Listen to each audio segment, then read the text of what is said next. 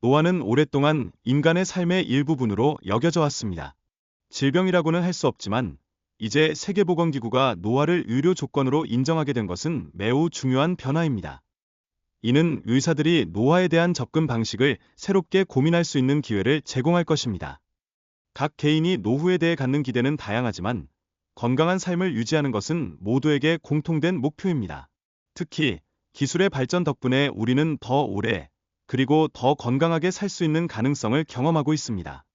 이러한 변화는 우리의 삶의 질에 지대한 영향을 미칠 것입니다.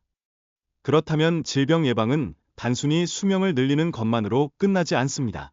건강한 노후를 위해 암, 심장병, 알츠하이머와 같은 질병을 예방하는 것이 매우 중요합니다. 이를 통해 우리는 질병과 맞서 싸우고 더 나은 삶을 이어 나갈 수 있을 것입니다. 전통적인 노화 이론은 주로 유전 정보의 손실을 중심으로 설명되어 왔습니다. 그러나 최근의 연구에서는 이 이론이 고든 것이 아님을 밝혀냈습니다. 예를 들어 많은 돌연변이를 가진 생쥐들이 노화되지 않는 경우가 발견되었는데 이는 노화의 복잡성을 다시금 상기시켜 줍니다. 그렇다면 노화에 있어 에피제네틱 정보는 어떤 역할을 할까요? 이 정보는 세포가 어떤 세포 유형이 되어야 하는지를 결정짓는 매우 중요한 요소입니다. 모든 세포가 동일한 유전 정보를 지니고 있지만 에피제네틱 정보에 따라 세포의 기능 및 역할이 다양해지는 것을 알 수 있습니다. 그러나 정보의 손실은 아날로그 시스템의 성격으로 인해 발생합니다. 시간이 지남에 따라 정보가 저하되고 손실되는 과정은 자연스러운 일입니다. 에피제네옴은 이러한 환경 변화에 빠르게 반응하기 위해 아날로그 방식으로 설계되어 있다는 점이 흥미롭습니다. 젊은 세포와 노화 세포의 유전자 구조 변화는 외부에서 발생하는 중요한 변화를 보여줍니다. DNA 루프의 형태가 나이에 따라 어떻게 달라지는지를 관찰하면 세포가 본래의 정체성을 잃고 기능이 저하된다는 점에서 경각심을 불러일으킵니다. 이러한 연구자들은 노화의 과정을 마치 CD나 DVD의 손상된 데이터와 비유하여 설명합니다. 손상된 세포가 정보를 잃는 과정을 통해 세포가 어떻게 재설정될 수 있는지를 이해하고 젊은 세포의 기능 회복 가능성을 제시하고 있습니다.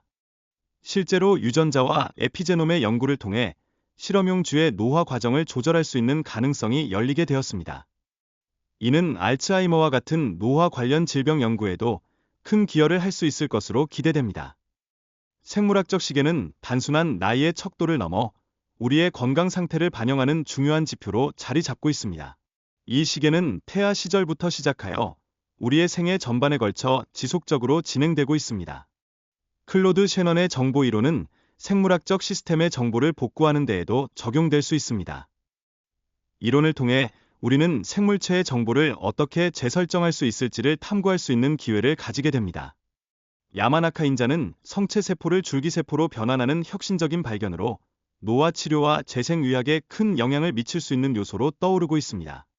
이러한 과정은 새로운 장기나 세포 치료의 가능성을 열어줄 수 있습니다. 연구진은 바이러스를 쥐의 눈에 주입하고 시신경을 압박하는 실험을 진행했습니다. 일반적으로 이 과정에서 시신경이 파괴되지만 재프로그래밍을 통해 시신경이 다시 성장하는 가능성을 발견한 것은 경이로운 일이었습니다.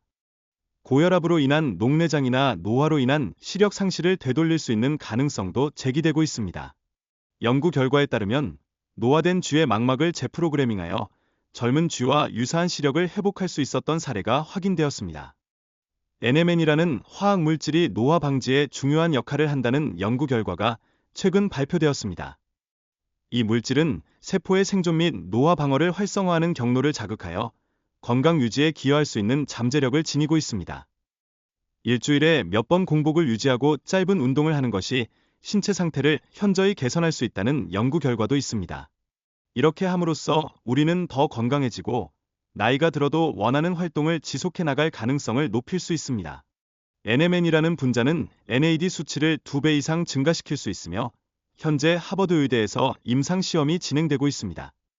이는 노화와 관련된 여러 문제를 다루기 위해 사용되고 있는 연구의 일환입니다. 인슐린 민감도를 높이는 것이 장수와 건강에 미치는 영향에 대한 관심이 커지고 있습니다. 혈당 수치를 관리하고 적절한 운동을 통해 인슐린 신호 경로를 활성화하면 노화 방지에도 도움이 될 것입니다. mTOR의 활성이 높아지면 세포 성장이 촉진되지만 이는 질병과의 싸움에는 도움이 되지 않습니다. 따라서 식물 기반 식단으로의 전환이 mTOR와 경로의 과부하를 방지하고 건강을 유지하는 데 필수적입니다. 노화의 다양한 특징으로는 텔로미어 단축이나 미토콘드리아 기능 장애 등이 있습니다. 이러한 특징들은 모두 에피제네틱 노화와 밀접한 관계를 가지고 있으며 노화의 근본 원인을 이해하기 위해 정보 이론을 통해 설명될 수 있습니다. 산화적 스트레스는 유전자 손상을 악화시키고 나아가 DNA 파손을 유도할 수 있습니다. 이런 이유로 항산화제가 우리의 자연 방어 체계를 활성화하는 데 중요한 역할을 한다는 점이 강조됩니다. 자가포식의 일환인 사페론 맥의 자가포식은 세포 내부에 손상된 단백질을 제거하는 데 중요한 기능을 발휘합니다. 이러한 과정을 활성화하기 위해서는 특정 화학물질이나 이일간의 단식이 효과적이라고 알려져 있습니다. 간헐적 단식은 세포가 노화된 단백질을 제거하고 건강을 회복하는 데 도움을 줄 수 있습니다.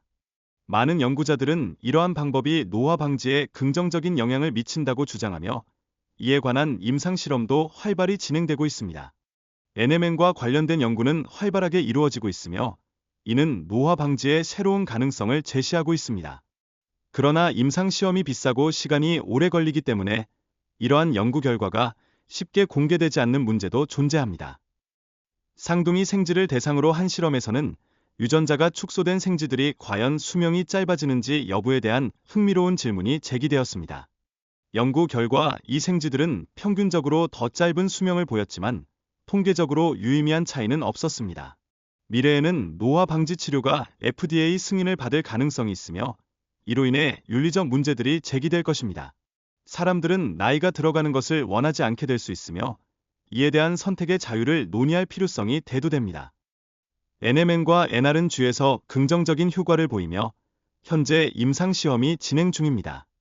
두 물질 모두 안정적인 형태로 보관할 수 있지만 어느 것이 더 나은지는 아직 결론이 나지 않은 상태입니다.